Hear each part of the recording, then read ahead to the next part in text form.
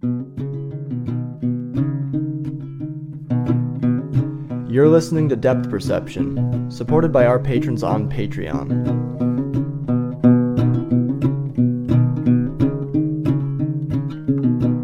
Rights, what they are, and whether they are anything.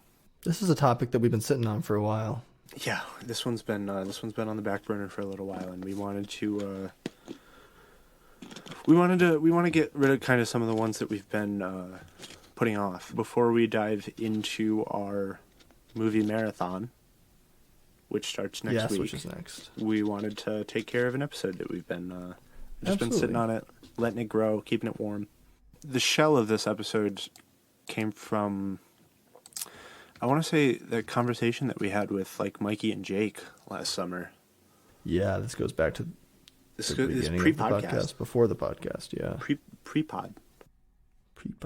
That was on like the 4th of July or something.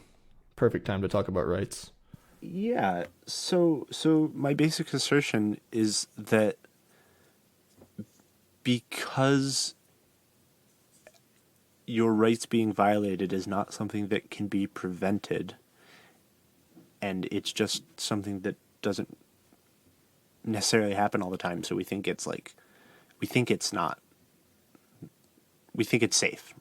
I guess is what I'm saying.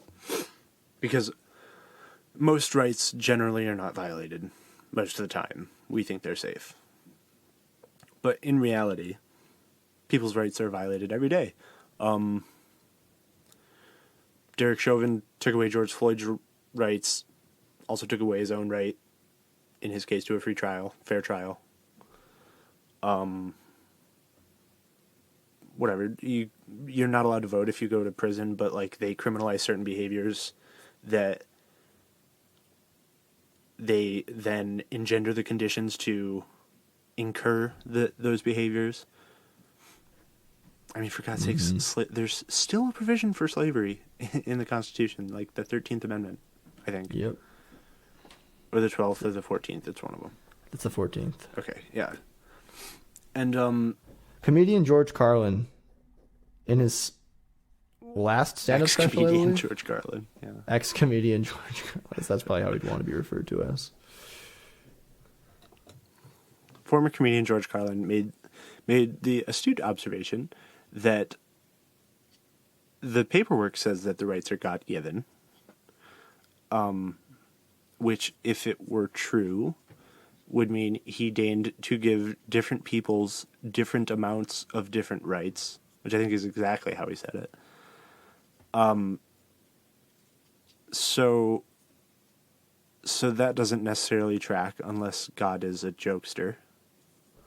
Mm-hmm. Or he has something against the Swiss, or who was it? The Swiss? The Swedes, who only had 6 or whatever. Yeah. So, or maybe they're a more enlightened people, which could well be true, and they need less. But, like, it seems to me to be true that your rights are not guaranteed if, so do you have them? Do you have, like, you don't own something, you don't have something when it's on layaway. I mean, you might, like, get to take it with you, but... Right? Right. So to me, the fact that they can be violated at all, which is what has to happen for then, I don't know, punishment to be meted out to, maybe, probably not, but they must first be violated before anybody steps in to do anything about them. I mean, just look at the rights you have. Free speech. Well, you can only can only do certain things. Like, you have to be on the right side if you're protesting. Like, you got to be right. Congress has explicitly, I remember learning in school about whatever that act was in relation to the Vietnam War that like limited the rights of protesters during wartime, and just being like, what the fuck? That's like a blatant contradiction to our First Amendment. But no, it just happened. Yeah, I mean, Florida's now it's a law. Florida's just passed a pretty serious. I believe it was Florida. Passed a pretty serious anti-protest law. I know at least one state in the union has made it legal for people to drive over people that are in the road. Really? Yeah. You can't get You can you can't get penalized for killing someone with your car if they're in the street during a protest? as I understand it. I What don't state have is that? Holy shit. that'd be if we were actually doing an appendix that was like filled with the errata of the episode, maybe we would tackle that, but we don't. But I Check don't out our think it was- appendix this week. Go to our Patreon. Yeah, it's great. not about this. It's It's great. not about this. Yeah, you'll love it. Literally doesn't even take place on this planet. Wait, we can talk about what we're talking. Yeah, we should actually plug our appendix. Appendix this week is about finding a controversial finding of something on Mars that looks like puffball mushrooms growing. Yeah, We and if you talk want about that, it, react. it's like $3 on Patreon, which is in the description. Yeah, come get it. Well, it's hot. It's hot. What are you doing if you're not on Patreon? You get so many things once we do them for the first time.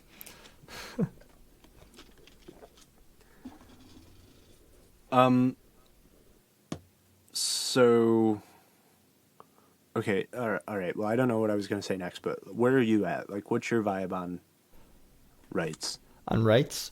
So you were the first. I mean, I guess I kind of thought about this, but I hadn't really formulated the thought until I talked about it with you, and I reflected on some stuff I was reading at the time, David Graeber stuff, and I read some Kropotkin thing about justice, a little essay he wrote about justice and state power. So my thoughts on this basically have followed yours since you've talked to me about it, which is, you're right, like the idea of rights, it's not enough just to say like your rights are shit and limited. It's kind of missing the point to say like, thank God we have the rights that we have. The point is that like what we have is like, I don't know, a statistical likelihood that our rights will be violated at any time that is a function of like our position in society, like the ways in which we are and are not marginalized by the state systematically. Like the idea of an unalienable rights or human rights, you can still say that it's bunk from that perspective, or that it doesn't function, right? But why not just say, no, we literally don't have rights? Like, what are rights if, as George Carlin says, they can be taken away? I think he is right. I think you were right. They are privileges. If that, right? Right. I'm just trying to find like. There we go. So it just tends to work perfectly in any discourse where you're talking about, like, for example, white privilege, heterosexual, cis privilege, any kind of privilege, able-bodied. His analysis functions very well in those kind of conversations. Yeah, mesh as well. It does. So I've just pulled up the first 10 amendments here, which I think, again, George Carlin is the one that said this. They had to go back and fix their mistakes. There's been more rights since then. So the First Amendment is everyone's favorite until anybody says anything they don't like. And that is free speech. Again, you have it anyway. You can say whatever you want. Like, you don't get to decide whether or not there's consequences to that. Like, that's an arbitrary decision that's made by somebody else 100% of the time.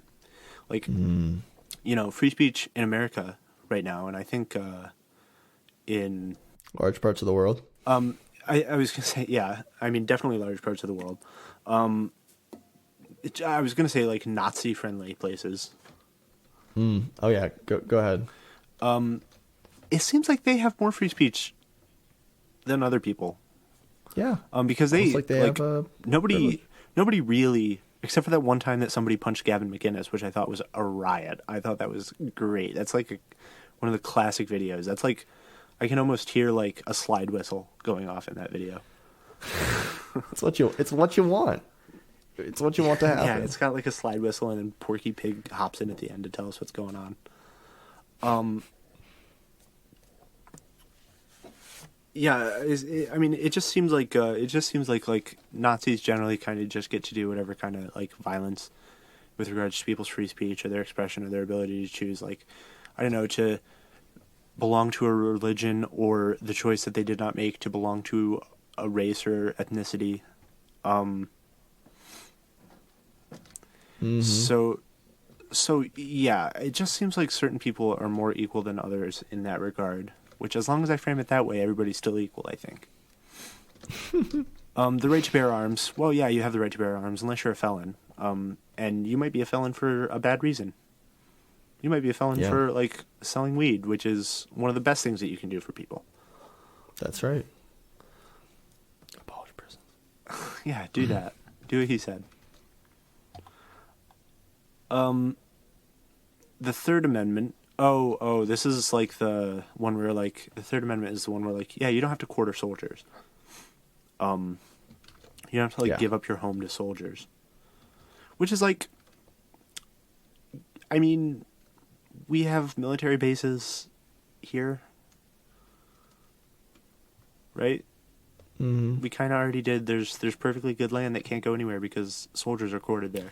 Right, just because we don't have to quarter soldiers in our house against our will anymore.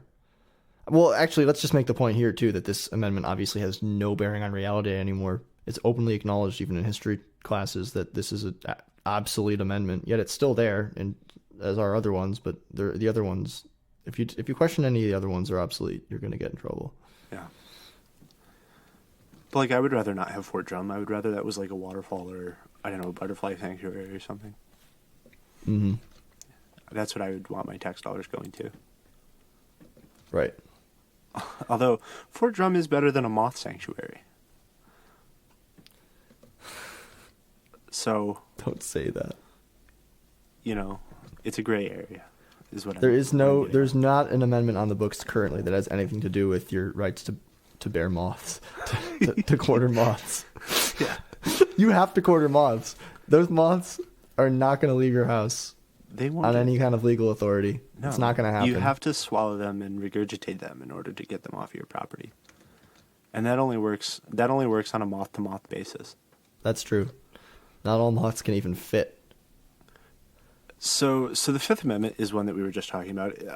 I don't feel like I would be as like confident in my premise had we not just had like the Fifth Element. It's a great movie. If we hadn't just had the Fifth Amendment, essentially like thrown out in the best, the best. I mean, it's never been there, but like, it's really been on full display just how like toilet papery the Fifth Amendment is lately. The Fifth Amendment is the one that says that you get like an impartial jury and a quick trial, and you haven't got to incriminate yourself. But I mean, like you do, you can't lie. Like you're not supposed to. You don't have to incriminate yourself, but you also can't lie. Which like I would lie. For sure, I would lie. Just like George Costanza said again.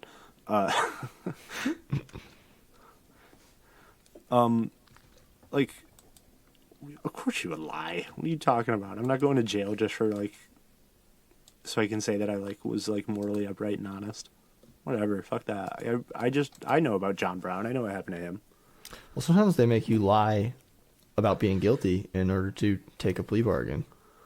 Yeah, That's its whole other thing. and sometimes It the also people ain't that invalidates good. the whole fucking thing. Yeah, it's true. That's true. People get fucking entrapped. Well, I mean, that's an understatement when we're talking about prison, but they get trapped into going to prison because they're told that there's no realistic way for them to get out of the offense, even if they're innocent.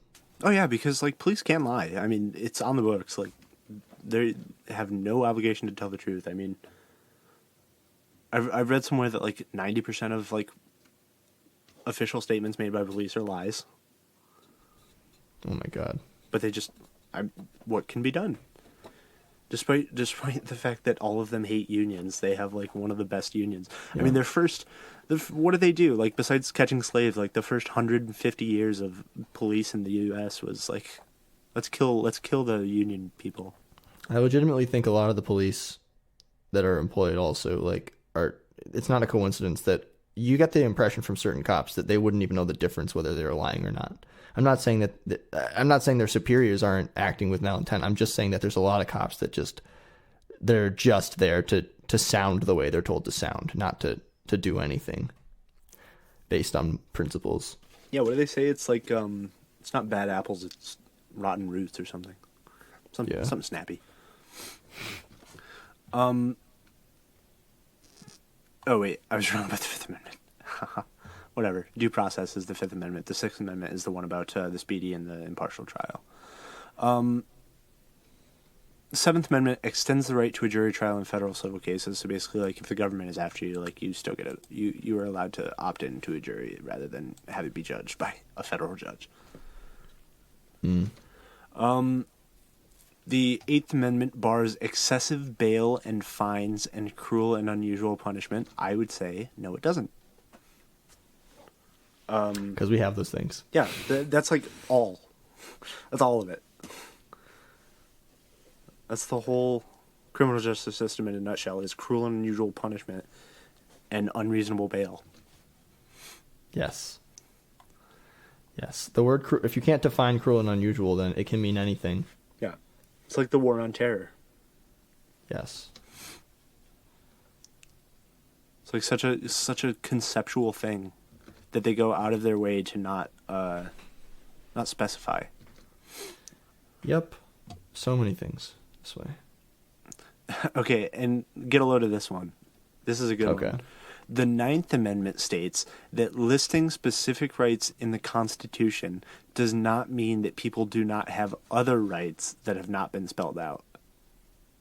That's right. Yeah, so that's just like, that one's just like the trolley at the grocery store. Just everything. It's just there for show. Yeah, cart, I guess is what I mean. You throw everything in there. Yeah. Even the stuff that's not on the list. That's that's right. It's like going to the grocery store hungry. I come out with like 6 packs of Oreos and right. That right is not. It's just that right is a statement of ideology. It does nothing. No, it does nothing because there's also going to be things that we don't have a right to that aren't on that list. It's just like we were talking about in the John D episode. It's like 9 is not a good number for a list. It's not a good place to end a numbered list. Oh, the George Carlin bit about the 10 Commandments goes into that as well. Oh Lord.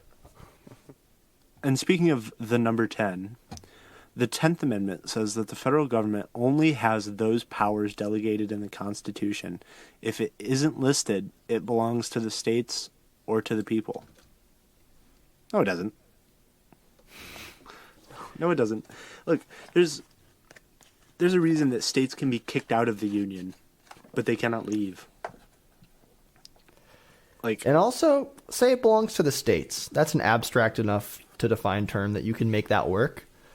What people? What people does it belong to? Well, it's like the whole like lawyer talk shit of like the people vote for the government, and so the government is the people. That's why they have, for, of, and by the people, or whatever it is, whatever the order is, the order of operations on that one is. Right, ideology. It's the people. The PEMDAS report.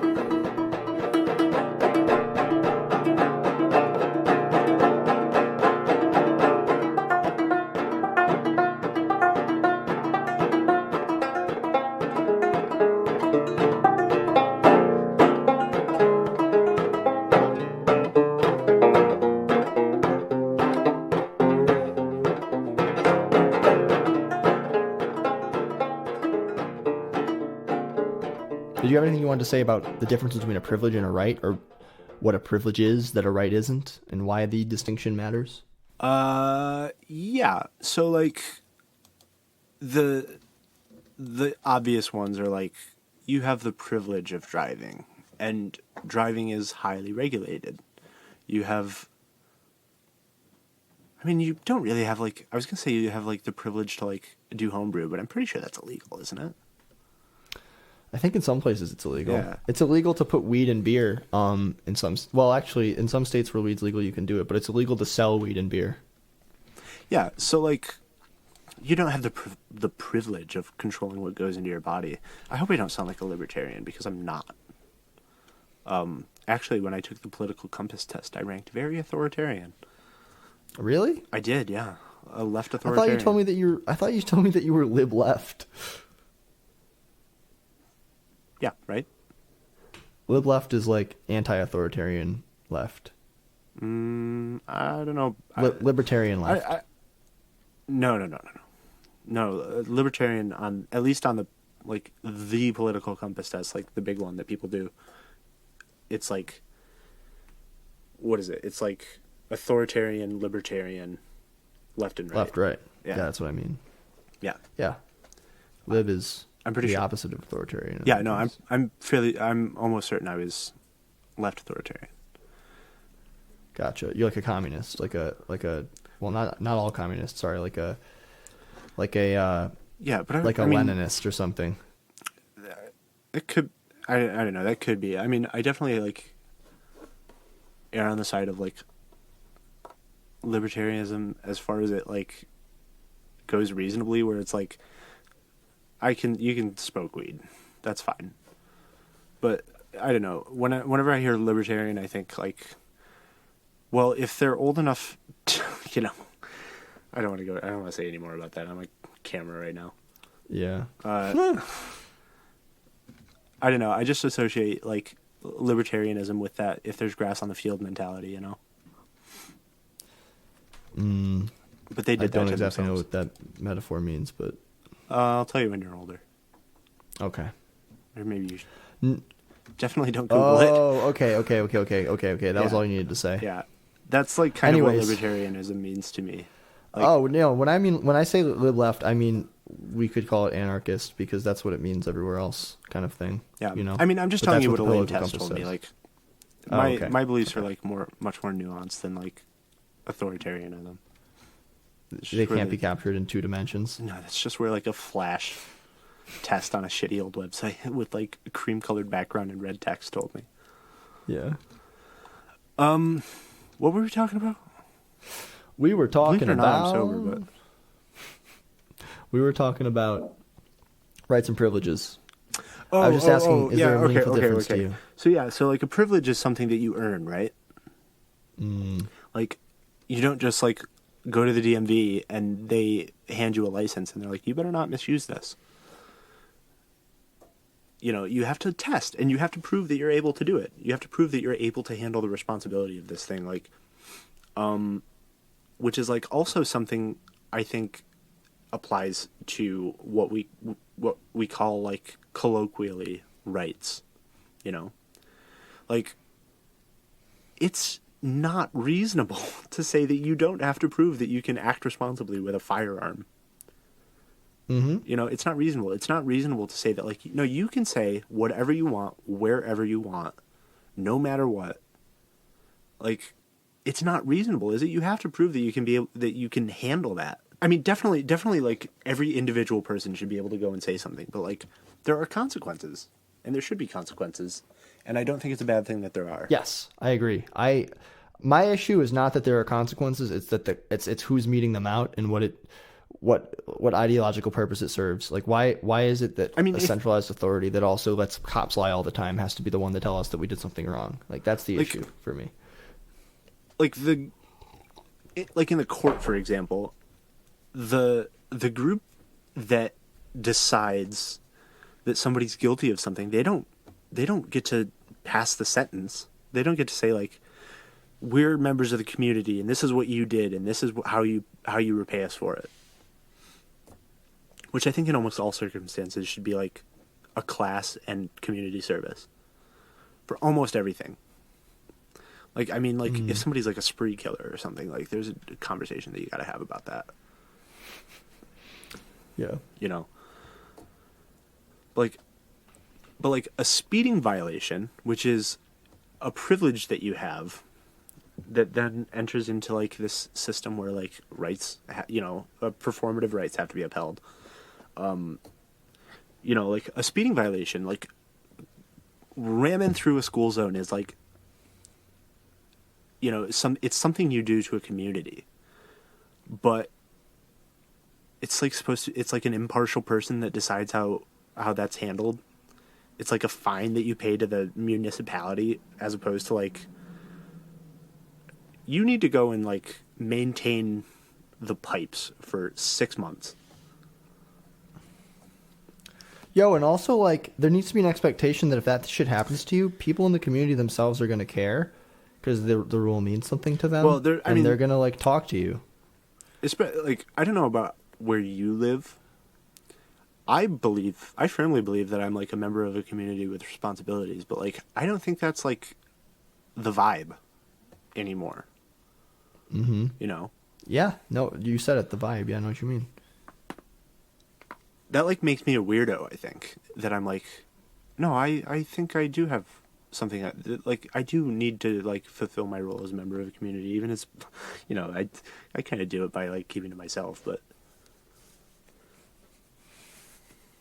Right, but there's not really publics that are publics aren't necessarily local today, right now, Mm-hmm. and I don't think that's sustainable. I don't want to just be like, it's the internet. Like the internet is part of it, but like, it's also because we're fucking jaded and scared. A lot of us on a community level, it doesn't feel like there's a lot happening in the public square for a lot of people, and there's not really any point in maintaining or trying to cultivate an investment if it doesn't feel like you're going to get anything in return. And of course, not all of the world is like this, but I just mean, again, we're talking about like, what do a lot of people feel? What's the vibe, you know? And I think that's totally the vibe. A lot of places. Yeah, I mean, people mostly have been like traumatized, just over and over again. Like, you know, there's like a reason a lot of women are scared of guys. Yeah. Like, I can't go to like a ladies' night at a bar or something and just chill. Yeah. And that's like on Me Too, right? Not the Me Too movement. Yeah. But like me also. You know, but I do have the privilege. I can go out to a bar. I got half vax now. I could like do it and like feel pretty safe and like be like pretty assured that I'm not going to like badly affect anybody else, but I don't know. So again, that's like a privilege that, you know, I benefits from people choosing to be responsible and good. You know, that kind of brings us to, I think it's a good transition into bringing up David Graeber, because David Graeber was somebody that I thought about when we were, as I mentioned, is when we were kind of like formulating this idea. David Graeber has written a lot about debt. He wrote a book called Debt: The First 5,000 Years, which I've mentioned on the show before, a long time ago, I'm sure, but good book. He one of his central tenets of that book is that he kind of shows you the artificiality of debt. That is not quite right. Excuse me. He shows you the artificiality of our like thinking about debt, or the ways in which our assumptions about how debt works are actually like products of like our modern sort of mythological view of the past, you know. And I don't want to go into detail because this episode's not about that, but I'll just bring up the one point that he makes that I think is really, or that is relevant to this idea of rights and not privileges, but customs, right? How so much of our world is regulated, by just expectations we have for one another, right? And a lot of those expectations today serve the hierarchical society that we live in, because we expect the hierarchies, for example. Of course, it's not that simple, but just to sort of bring you into the sort of the way of thinking that I think he's approaching, right? So this is a quote from, I think, a commemoration of David Graeber shortly a few months after he died. I'll grab the author real quick. Who's the author of this? So in a commemorative article, I'd say it's an obituary, from a week after David Graeber died, a bunch of his friends, colleagues, and collaborators, I know, crazy, a bunch of his friends, colleagues, and collaborators put together a really sweet, nice article about him that, is this what it was? Somewhere in here, like one sec. Oh yeah, it's I can't read it anymore because there's a paywall. I could probably, open it. Can't you put like a dot after the com and get past paywall? There's some shit like that. I can't remember. Is that what it is? Thanks for reminding me that's a thing. I think that might be what it is.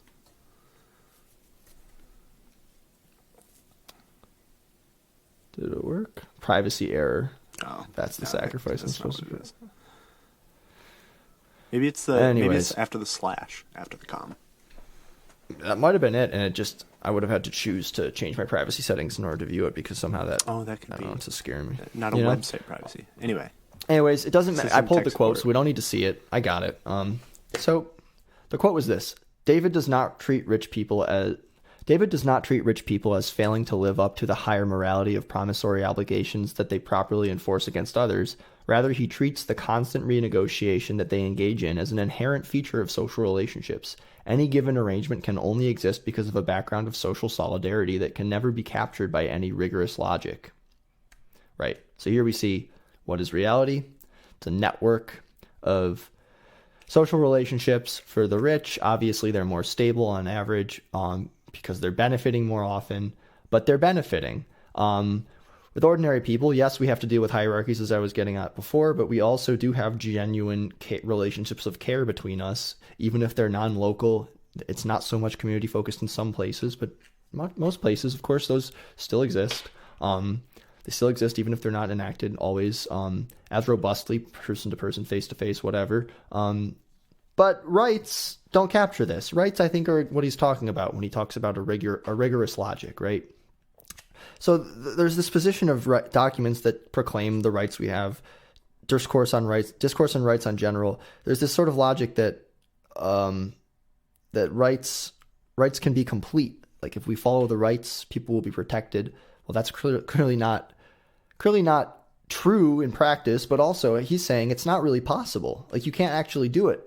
When everyone has the same rights and you repeal the rights or whatever it is, a relationship, a legal relationship, for example, like a debt relationship, because that's what he was being referenced in the article, you're not really appealing to like this social solidarity between people. You're appealing to like hierarchical relationships, and like you're appealing to the authority of a presiding body, which has, of course, all kinds of power to work out these issues, rather than going to your community, rather than going to people who are affected by it and having people who are affected by these things decide what is right to do.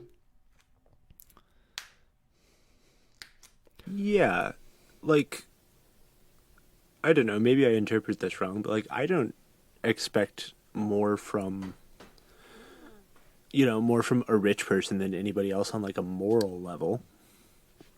Mm-hmm. Like, you're not obligated to do anything. Like, the whole thing about like, are you a good person or are you a bad person? It's like what you choose to do. It's not like if fucking the ghost of JFK came up to me right now and like was gonna possess me if I didn't, like, I don't know, throw my water bottles in the trash or something instead of putting them in the recycling. Like, they're going in the trash for sure.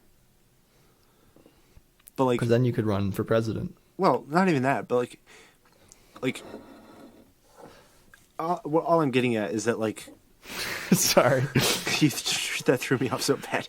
You can run for president. You've got the endorsement. You literally got all you need. He's the handsomest one ever. Yeah, he's inside of you now. Go for Dude, it. JFK's inside me, bro. But I mean, do you agree with me? They don't have an obligation to do it. I mean, when they funnel money through like, you know, an offshore bank account or something, they're just playing the game. The problem is that they're allowed, or more honestly, encouraged to do such things, right? They're encouraged to be morally reprehensible because that's how you get ahead. It's like you've never seen like the most based hippie ever that's like, we think you should be like a philosopher king. Yeah. Doesn't happen. Like maybe like the Greeks tried it once, but oh, I think they tried it for a while. I mean, I guess, but like, yes, guess what happened to Greece? They wound up in a Frank Miller movie. What's the joke? I don't know. Zack Snyder sucks, that's all. Okay. I'll do my own research. Yeah, we're adding 300 to the movie marathon. Not even because it's good, but like... Okay, so, yeah. My routine aside, you generally... I mean, you align with me on that, right? They don't have an obligation to do anything. Like, matter of fact, they probably, if anything, are more obligated to play to the system. Yeah, I agree with you. Do you want me to sort of elaborate? Or? Yeah. Sure. Yeah, I think you hit it on the head. I think you said it better than I could. I put rights and customs on here, but yeah, it's customary it's customary to act a certain way. You do it a certain way. You're benefiting. It's a, you know, it works. It's good optics to give alms to the poor. Right, that works too. But like, it all works. You're also like, everybody calls you like, oh, you fucking simp or loser. What are you, like, SJW fucking billionaire giving your hoard away when you die? Like, it's not cool to be like actually morally upright. Yeah, you know, right. It's hard for us to imagine as non-rich people the subtle ways in which this gets enforced. But clearly it gets enforced. Clearly it works. That money doesn't. It's going up. It's not going down. You know what I mean? It's flowing upward. Well, it's like if there ever was a good cop, right? What happens to them? They they get ousted. Yeah. Right? Like there's like there's just no incentive to be cool and chill and good when you are like motivated by, I mean, whatever material shit you're after. Yeah. Or at least when that's like the capital M motivation anyway. Like, you know, you look at somebody like Tom DeLonge, who's, you know, he's made all his Blink 182 money, but then he was like, no, you know what? I'm just gonna make up aliens with my money now. And get government contracts for. Yeah, ideologically, how does that get created? Because that's a byproduct of the same system that creates these offshore like investment incentives and all that shit. Or offshore. What is SNL? The whole thing of SNL is supposed to be, at least as I understand, like the purpose of comedy, dating back to like the time of clowns, as we talked about in that one episode, like the real like heyday of the clown. Like, yeah. The whole thing of comedy is that you punch up and you speak truth to power. Because that's what's going to make the most people gel with you, right? But then you bring Elon Musk of all androids onto ostensibly a comedy show. It's not really a comedy show. No, it's a fucking ideology show with laughing. Yeah, it's fucking lib theory. Yeah. So he's like, you know, he gets out and he does his little like dance, and then he does a short on Doge. There's like an what is it? I guess it's an acronym as opposed to an initialism that somebody made for Doge, which is like, do only good every day. Of course, I haven't heard that yet. Which, like, well, I don't think it's got anything to do with Dogecoin. I think it's got to do with Doge's dog, and that's what dogs are about. That's true. That to me that gives too much character to Doge. It gives the reason Doge works is because Doge's mind is unknowable. You don't know. It's the mystery. Doge represents a specific lens on the other. Doge is an if you start enigma. filling in Doge's motivations, it's just fucking boring. A mystery wrapped in a fantasy. Yeah. A mystery being viewed through a fantasy by an even potentially even more immense mystery. That's what I feel when I see a good Doge meme. Don't forget what Doge is, you know? I saw an honest to God Bad Luck Brian recently. Which is crazy. It was like, I forgot what Bad Luck Brian is. That's an old meme, right? Yeah, it's like the redhead kid in the I sweater remember vest and now. braces. Oh, yeah. Of course, yeah. Yeah. Wow. So an honest to God, it's like seeing a fucking whatever Taz is, Tasmanian devil. It's like seeing one of those out in the wild or something. You know, and who even cares what it says? Like, the meme is the message. Doge is like, to me, Doge is basically like an internet deity, like a sprite that you can tell an authentic Doge, but from an inauthentic Doge. Doge has a center, so to speak, but you don't know what the center is. You just know when it's present with you.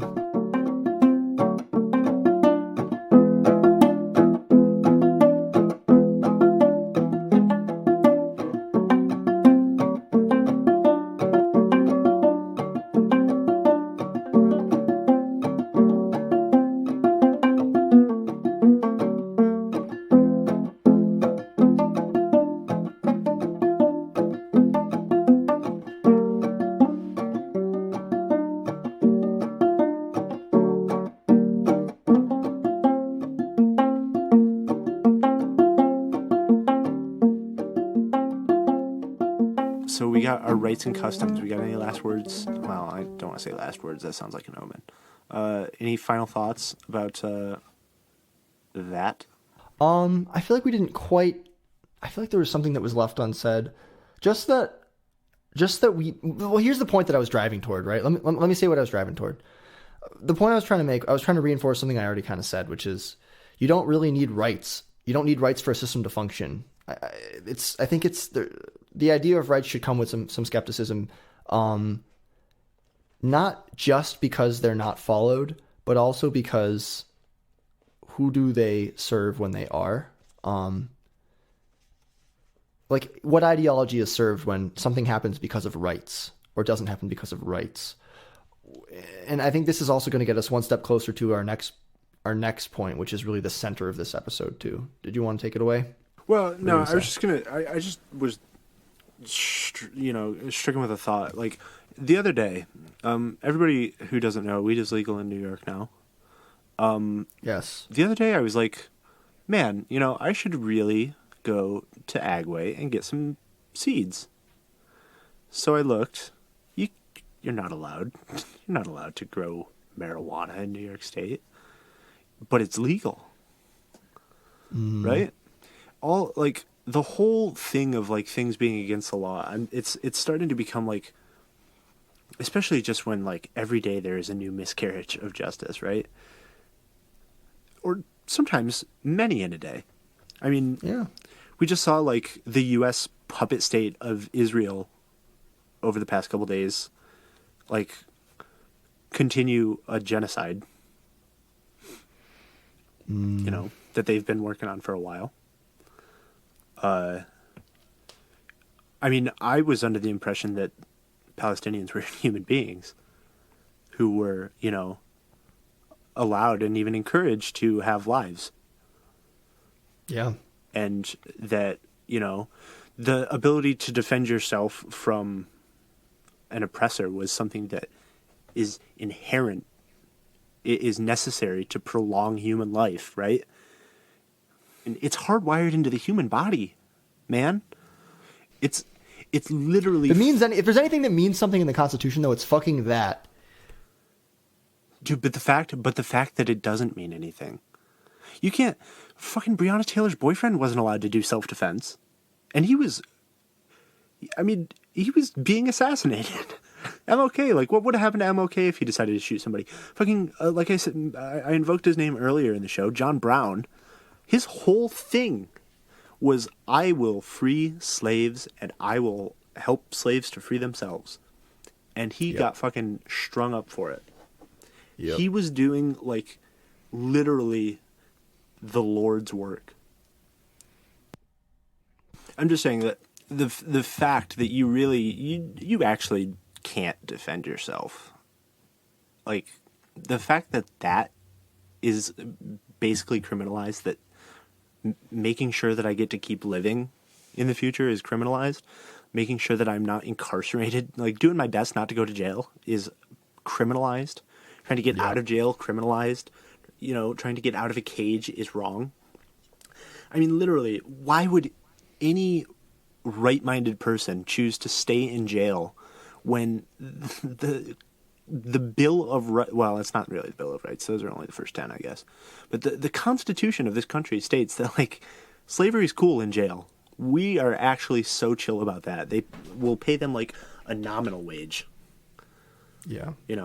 That thing, we'll pay them in, then their room and board gets fucking ramen deducted. noodle flavor packets. Yeah. So, I don't know. To me, basically, the premise of you have rights and you can exercise them as long as you just don't infringe on somebody else's. I just think it's bogus. I just think it's like, that's the big lie. It's not anything else. That's the big one. There is, like, I don't know. I've always, like, at least as long as I've, like, understood what the words mean, I've always been like, no, I'm not an anarchist. Like, I do believe that there needs to be, like, some degree of top-down command. Mm-hmm. As long as, like, the voice of the people is heard and the will of the people is acted upon. But like, then I remember, oh, Kent State happened. Oh, the civil rights movement had to happen at all. I mean, just recently, a fucking some I don't know, a senator, state legislature, whatever the fuck, was like, no, the 3/5 compromise was actually about putting a stop to slavery, and that's why it was good. That's why the 3/5 compromise was actually based. That's some four-dimensional chess type thinking there. Yeah. Jesus fucking Christ. It was actually about disincentivizing having slaves. That's just wrong. That's just blatantly a lie. I mean, think of, or like, Susan B. Anthony, for example.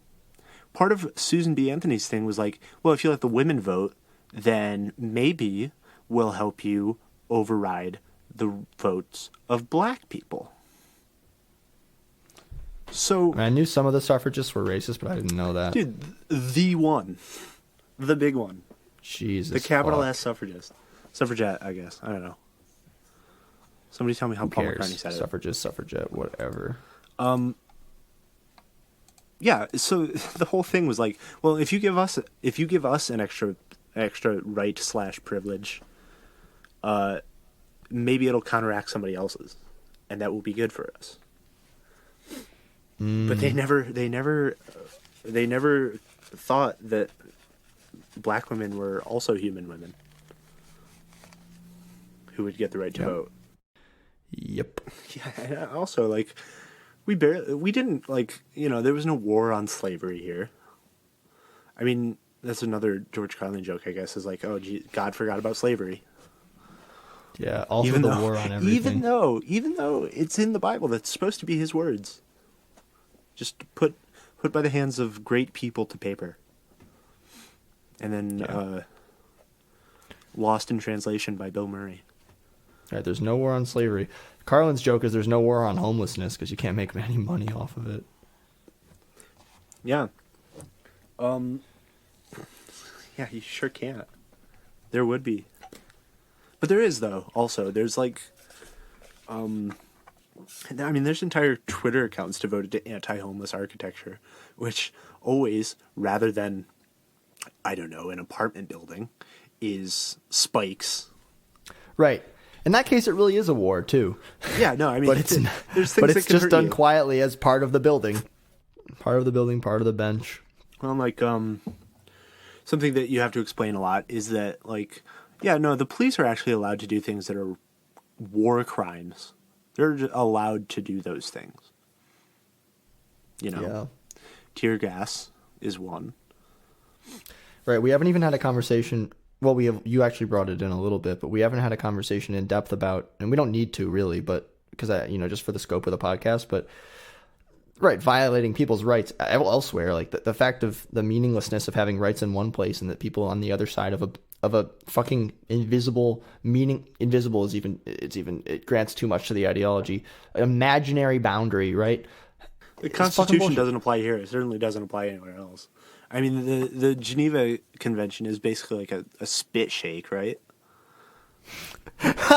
that you can just opt out of whatever you don't want to do. That's what we did. Yeah.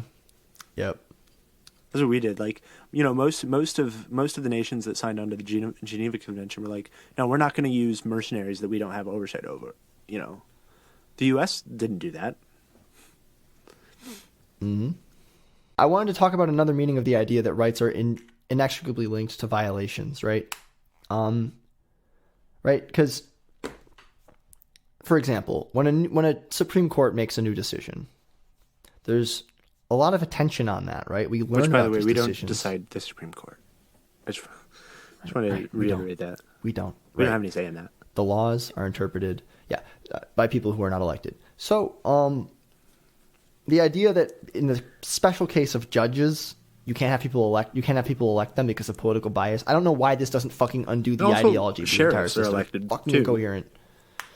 Yes, also sheriffs will have to. Right. Plus, right. If you take these two things together, the entire thing starts to fall apart ideologically. Because on the one hand, like, okay, who's electing these people? Obviously, gerrymandering also has been a thing. Yeah. Like, has been like yes.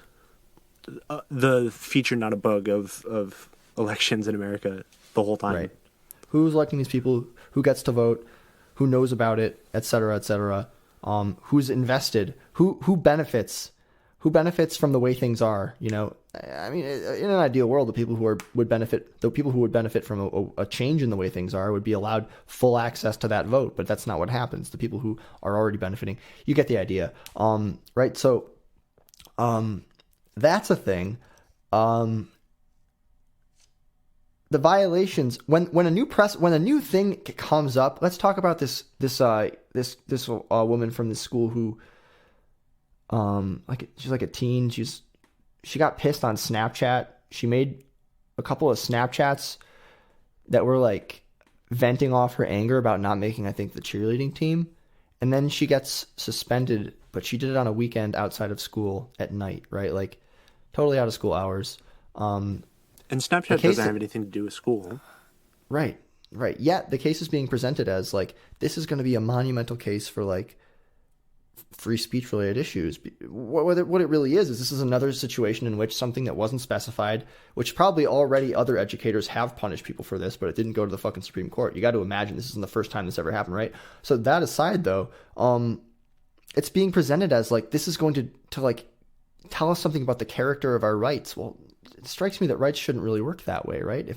If there's a right that it hasn't been, if there's a thing that hasn't been prohibited, the best thing that can happen, the best outcome of this is that we find out that a very specific case, because of a violation, right, of this young woman's rights, because I'll just say person, because of a violation of this person's rights, we might find out, best case scenario, that she can't be punished for doing this specific thing again. Somebody else can't be punished for doing this specific thing again. But the best case scenario is that it turns out she didn't violate a right that she didn't know she might not have, right?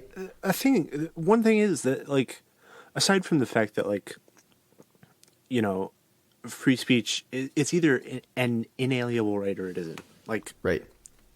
Spoiler alert. Rights are a negative force. Yeah. They're a negative condition on our lives. It's like one thing, like, okay, if there was a student that was like a serious Nazi, like that needs to be dealt with some way, right? But yes.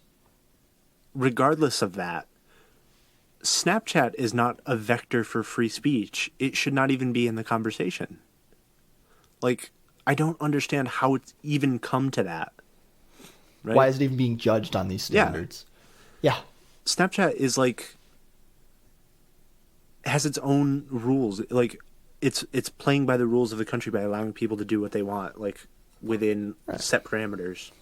And you know what you just said reminds me of? No. There's a connection here between this and situations where like art, is copyright infringement cases, especially in music, because what they'll do is they'll take a beat that somebody made, producer made, that gets famous, and they'll make sheet music of the beat, and then they'll compare it to sheet music that they already had of a song to try to sue the person for violating their copyright on that song, sue them for rights, sue them for whatever.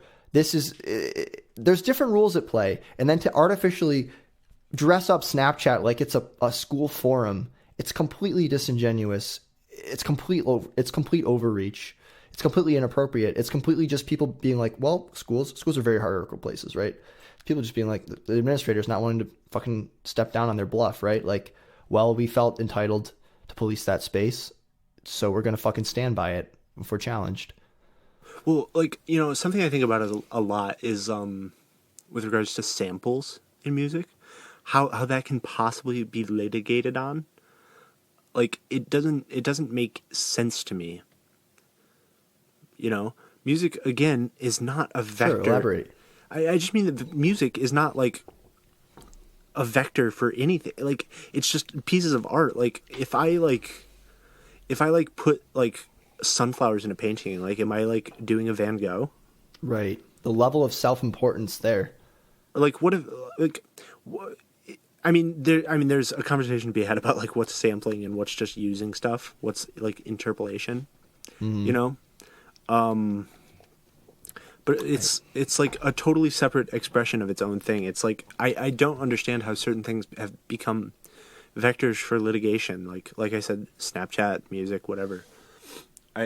It's like purely I don't know if I'm going to use the word kangaroo court right, but like any time there's a situation where somebody, especially with free speech, I mean, there's other things like, you know, we could talk about the right to, like, you know, fair trials and stuff, but I think that's all wrapped up in mostly in free speech. I mean, nobody ever, like, I don't know, you just never hear about like your right to bear arms like coming up in a court trial or something. It's always free speech, it seems like, you know. Yeah, right. Which, of course, because free speech is the one that you really get to. Any challenge to free speech is a challenge of somebody's right to act as a person in the way that they happen to act. Yeah, it's not just speech. It's much broader than that. I think like I'm just fully like come around to the mentality that like a court is not the environment for this stuff. Like it's the wrong frame to put around. You know, I think people always talk about like, oh, mob rule, whatever, as if the fucking majority of people should not decide like most of what goes on. Right? Yeah, I mean, right. It's mob rule when you don't like it. Well, it's sticky because like mob rule is what happened when settlers came to the Americas, right? That was mob rule. I mean, it happened a little bit differently. I mean, mostly it was just through diseases. Well, yeah, but I mean, we can talk about how like America was like in a post-apocalyptic situation when, sure. But it's I'm just fully come around to the idea that like the court is not where these things play out. Like, it has to be like done by referendum or something. Like, okay, I know in some other episode, I don't know which one, I was asking you what. Oh, maybe it was probably the Derek Chauvin one. It would have to be almost like. What does policing look like without police? Right? What do you think like the conversation about rights looks like without courts? Well, what do you mean by what's policing without police? Because my answer to that is there's no policing without police. I just mean like if somebody murders somebody, like if there's no police, somebody has to deal with it, right? Somebody has to deal with it, but it doesn't have to be police. No, but that's what I'm saying. Like, there's a thing that we call policing, which is accountability. What does accountability? Yeah, it's good. Look like when the police are gone, right? Yeah. What does the conversation about rights look like without courts? Mm-hmm. Because courts are where they get taken away. Yeah. Yes. Right. Just like police are where justice gets taken away. Yes. I don't know if you can save rights. I mean, you could use the word to describe other things, like, okay, in the various like social groups that I have obligations to, right? Obligation is even not quite the communities of love, communities of care, communities of support, whatever. Obligation isn't a bad thing, right? Obligation's not a bad, right? But I wanted to broaden it past just obligation. It's too narrow. Just not. I'm just saying it's not the wrong word, right? It's too transactional to just say obligation, but obligation and many other things. Yes. So, yeah, I mean, you have responsibilities. There's expectations on you. And sometimes things will happen. Horrible things will happen. You'll do bad things. Other people will do bad things to you, whatever. But this gets to a deeper question of, like, what is hiding behind not just the courts, but the prisons which are behind the courts? There's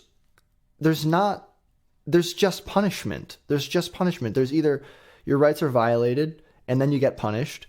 Your rights are violated and you don't get punished. What am I trying to say here? But I just don't think that rights necessarily can be saved. I don't think that they can exist without the concept of courts. I don't think they're necessarily necessary. I think that customs, feelings among people, discussions among people about what is to be done in whatever situation are sufficient. And I think that the thing about that, though, is that you can't do with that what you can with rights. With rights, you can create this ideology of equality, of justice, impartiality, which basically calls on. It's written, right? It's written, so it's. But it's an illusion, though. It's an illusion because words in a book are dead words. You still need a person to look at them. You're just letting that person pretend that the word said it, and then they can say whatever they want. So much of the time. Yeah, I mean, the fact that laws even are interpreted at all, yeah. like, kind of, it just dismisses them completely, as far as I'm concerned. I think we're getting to the heart of this, actually, right? Like, there's an idea that a judge can know what to do because of this abstractness, because of this impartiality, this objectivity. No, no. Yes, that sounds idealistic and great that you would have, but the fact is you can't ever really pull yourself out. I'm not saying there aren't wise people in communities, but I'm just saying that rights only work if you assume that it is possible for somebody sitting with a book to make these kind of decisions about people they don't even fucking know, that have nothing in common with. That's not going to be justice. It's just not going to be justice. You can't make decisions about how someone spends the rest of their life, or whether or not like somebody owes them something or whatever it is, if you don't know anything about them or who they really are. Especially if you're a fucking old judge. You know, you're an old judge who sent however many people to prison, like, or you're a prosecutor. Like, what is your relationship to these people that you're prosecuting? Like, you know, you see what I'm saying? Yeah, absolutely I do.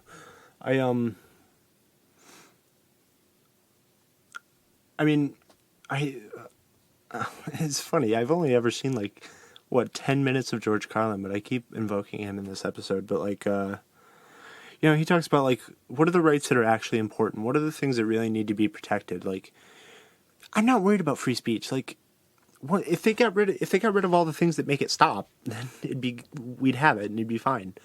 But, like, I think the real trick of the rights we have, allegedly, is that it just distracts you from the ones that you don't. You don't actually have the right to have a house. You don't have the right to food and clean water. You don't have, like, you don't, what else? What other things do you need? Rights you don't have the right to clean air. You don't have the right to clean air? I mean, you don't have the right to land? No, you don't have the right to freely associate? No, not at all. So that's, I just think it's a trick to, like, take your mind off, like, oh, I could be homeless tomorrow, and I could go hungry the next day, and I could go thirsty the day after that.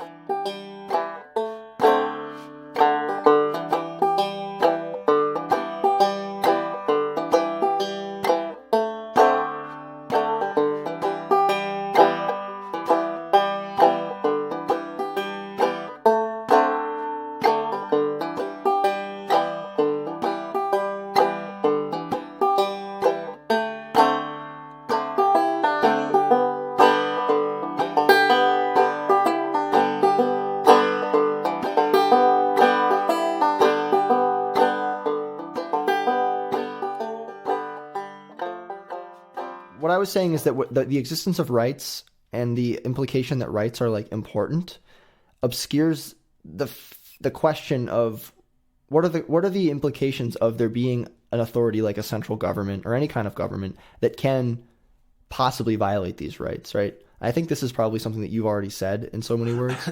Yeah. I remember what I said. It's like the language of, like, the Bill of Rights and the Constitution already says that, like, actually the only people that can violate your rights are us who protect them.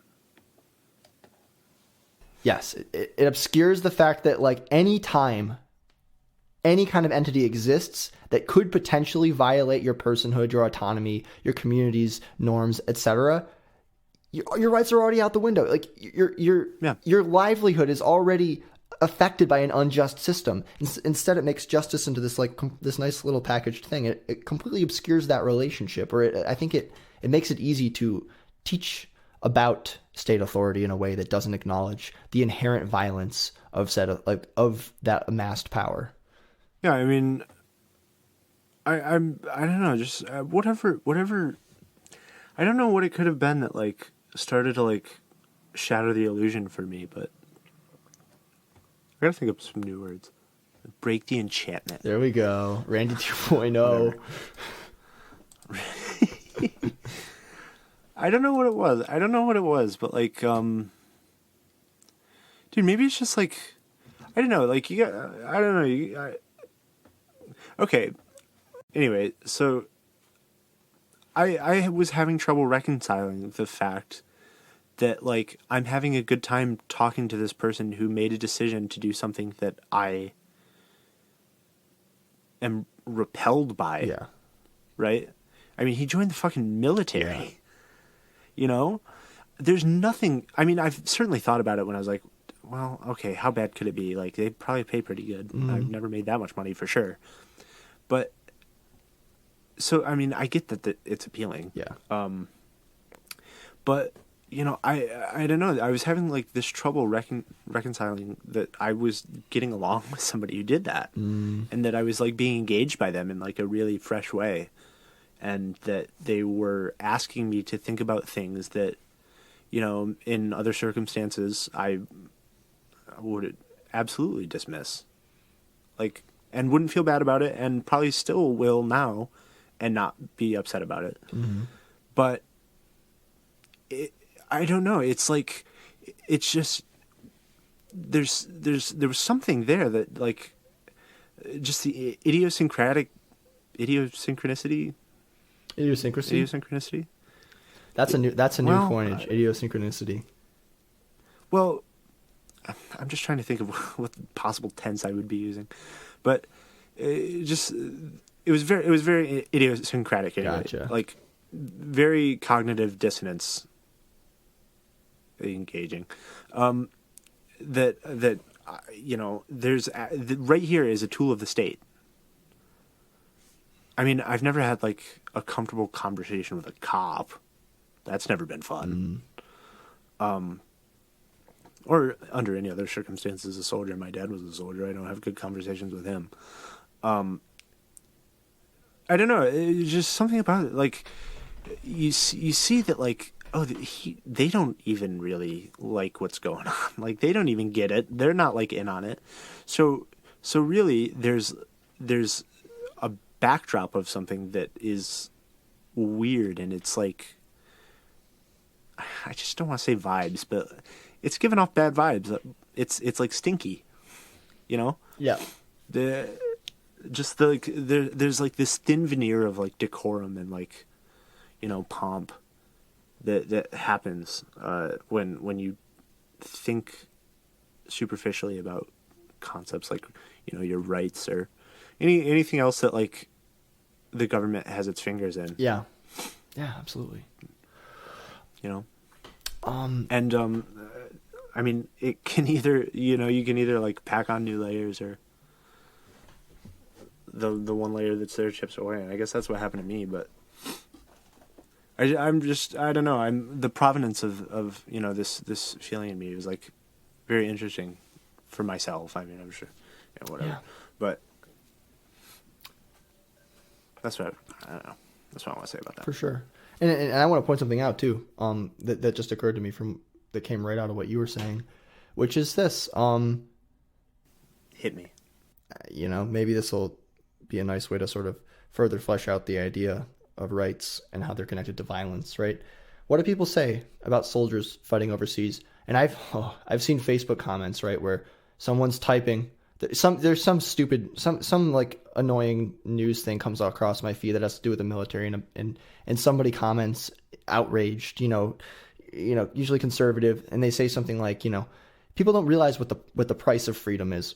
You see this, you hear it, you see it. It's very common. People don't realize that, like, what is being sacrificed. And then you see a military guy hop in and be like, fuck you. I am so sick of people telling me because they have a son or a brother or a nephew that served in the military that they can tell everybody what it means to fight, what was being sacrificed and how it is related to what they have at home. Fuck you. Like, you don't know what you're talking about. The military is nothing like what you think it is. Just stop. Like, you see that. But people believe this. People believe, and occasionally somebody gets through the military, maybe the same mentality as these kind of cops I was talking about earlier, where they just don't really necessarily recognize what's right and wrong in that kind of way. You know, they just do what they're told. That kind of shit. Or they find it, you know, it's easy for them to find a way out of it, whatever. Or they just feel pressure from their family not to fess up to how bad it was. There's all kinds of ways that can happen. But for whatever, you know, the symbol of the soldier obviously gives people a lot of license to talk about rights and what it takes to maintain them, and how somehow fighting overseas for oil has to do with your rights. But I mean, this is exactly it. Like, in a way, they're right. Rights are absolutely tied to that, the state's ability to wield that kind of violence. Absolutely tied to its ability to wield that kind of violence here and overseas. Because, Jesus Christ, people don't know what they're talking about when they say rights. If the idea of rights meant anything, why would it be that it's different? Well, now we're just doing the Carlin bit, right? But why would it be that it's different for people over there than it is for people over here? And why would it be that it's different for this person over here than it is for this other person over here? It doesn't make any sense. Yeah. Yeah, I mean, that is everybody's favorite line about the military, isn't it? That they're fighting for our rights or whatever the fuck. How do you figure? It's... I mean, that particularly has never made much sense to me, but it depends upon the correlation of other disparate pieces of information to figure out what it's really, what the lie means. What the lie means. Because it's not like addition by subtraction really works. Like, our rights don't get better by taking other people's away, by killing them in war. Yeah, so I think the message here for folks at home is, if we dismantle the military, I don't know how we're going to do that, but if we somehow trick them into leaving all their guns, and then we quickly grab them and hide them from them behind our backs, then maybe we won't need the concept of rights, right?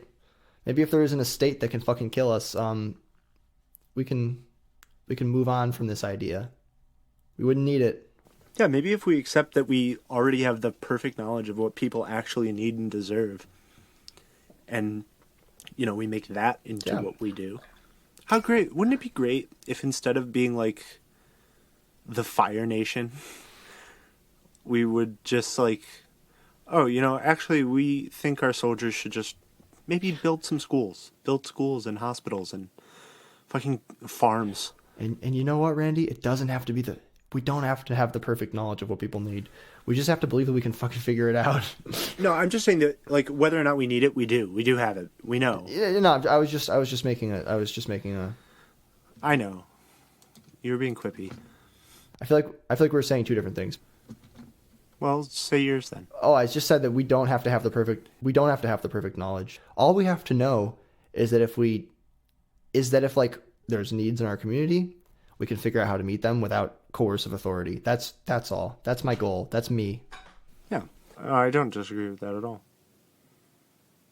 I'm saying, if we have to have it, it could do it could do what they tell us it does. Yes. It will function.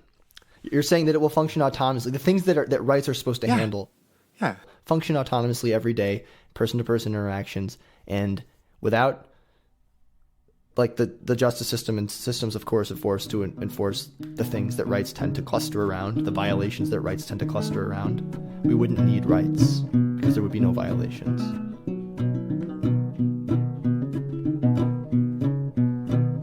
Thank you for listening to Depth Perception. Join us live Wednesdays at 7:30 Eastern at twitch.tv/depthperceptionpodcast.